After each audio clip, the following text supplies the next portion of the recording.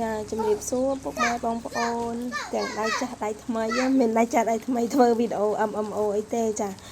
នឹងគឺខ្ញុំចង់សម្ដៅទៅលើបងប្អូនដៃចាស់ដៃថ្មីដែលចង់ចាំកាដូបហើយសម្រាប់បងដៃចាស់គឺគាត់មានបទពិសោធន៍ច្រើនហើយអញ្ចឹងគាត់អាចអូសរំលងបានតែសម្រាប់បងប្អូនដៃថ្មីគឺខ្ញុំសូមផ្ដល់ជាបទពិសោធន៍ខ្លះៗដែលខ្ញុំចាំហើយនឹងខ្ញុំធ្លាប់បានជួបកន្លងមកអញ្ចឹងណា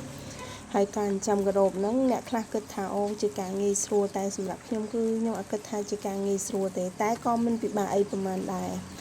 អ្វីដែលសំខាន់គឺមុននឹងយើងចង់ចាំកាដូបដើម្បីជាសុវត្ថិភាពដល់សត្វកាដូបគឺយើងត្រូវឧទាហរណ៍ដូចជាលក្ខចេកចាបើអ្នកមានដាំចេកពីមុនមកស្រេចហើយអានឹងអត់បញ្ហាទេបើយើងអ្នកអត់មានគឺយើងដាំសិនទៅដាំមើលតែដាំចេកលាស់បានស្លឹកបានអីហើយស្មៅក៏ដូចគ្នាដែរយើងដាំស្មៅទុកមុនណាបងប្អូនព្រោះអីវាស៊ីច្រើនណាវាមិនដូចជាសត្វគោទេគោស៊ីមានពេលមានដេកមានពួនតែអាសត្វកណ្ដូបនឹងមួយគឺវាអត់ដេកអត់ពួនទេបងប្អូនគឺវាស៊ីរហូតហើយមើលពេលនេះចឹងនេះគឺវ័យវាកំពុងស៊ីយាយចឹងអាវ័យហ្នឹងមួយថ្ងៃ2 3ដងក៏មានដែរមួយផ្លេត2 3ដងក៏មានដែរងាកដាក់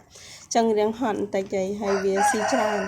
សម្រាប់បងដែលចង់ចាំគឺយើងដាំស្មៅទុកបង្ការមុនសិនចាំស្មៅយើងក៏ចាំយើងចាំអានឹងជាសុវត្ថិភាពត្រង់អីគឺបើសិនជាយើងអត់មានស្មៅចាំខ្លួនស្មៅដាំខ្លួនយើងទេបើសិនជាយើងទៅច្រូតពីកន្លែងតាមវាតាមកាលស្មៅខ្លះចំកន្លែងគេបាញ់ថ្នាំយើងអត់ដឹងយកមកសត្វកាដូបស៊ីហើយគឺស្លាប់តិចតែម្ដងអានឹងជាបទពិសោធន៍របស់ខ្ញុំផ្ទាល់អញ្ចឹងបងដៃថ្មីដែលចង់ចាំអញ្ចឹងអ្វីដែលល្អគឺគួរតែមានស្មៅបង្ការទុកមុនសិន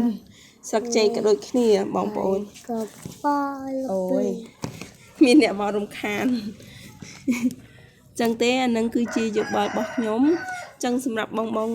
ដែលគាត់ទើបតែចិញ្ចឹមថ្មីអានឹងខ្ញុំសូមផ្ដល់ជាបទពិសោធន៍ហើយខ្ញុំក៏មិនមានបទពិសោធន៍អីច្រើនដែរខ្ញុំតែដាក់បាន3វគ្គលើកនឹងទេតែបទពិសោធន៍ដែលខ្ញុំទទួលបានគឺវាស៊ីច្រើនយើងផាសដៃយើងអត់មានស្មៅគ្រប់គ្រាន់ឲ្យវាស៊ីចឹងណា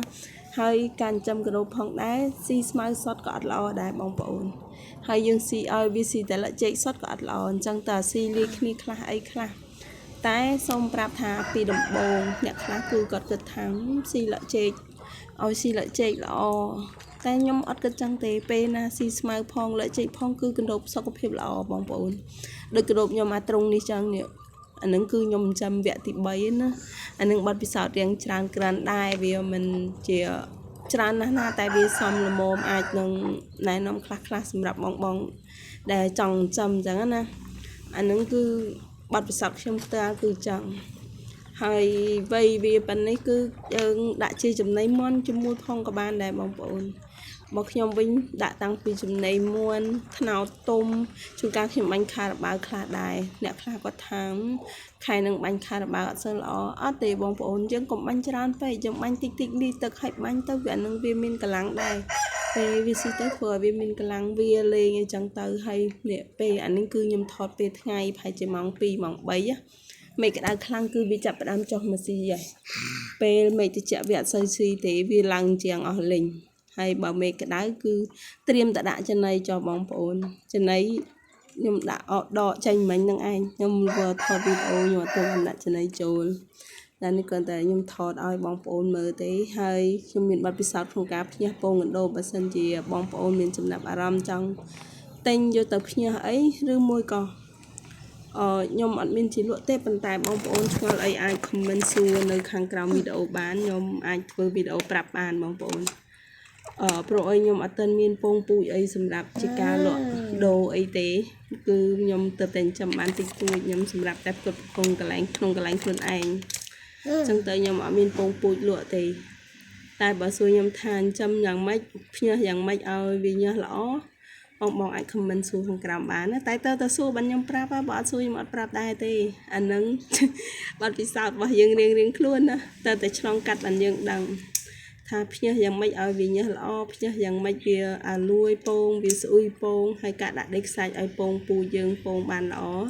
យើងធ្វើបែបណាហ្នឹងក៏ខ្ញុំអាចប្រាប់បានដែរតែដូចជំរាបប្រាប់ចឹងថាតើតែឆា comment សួរបានប្រាប់បើសុកឲ្យខ្ញុំឆ្លើយអត់បានទេ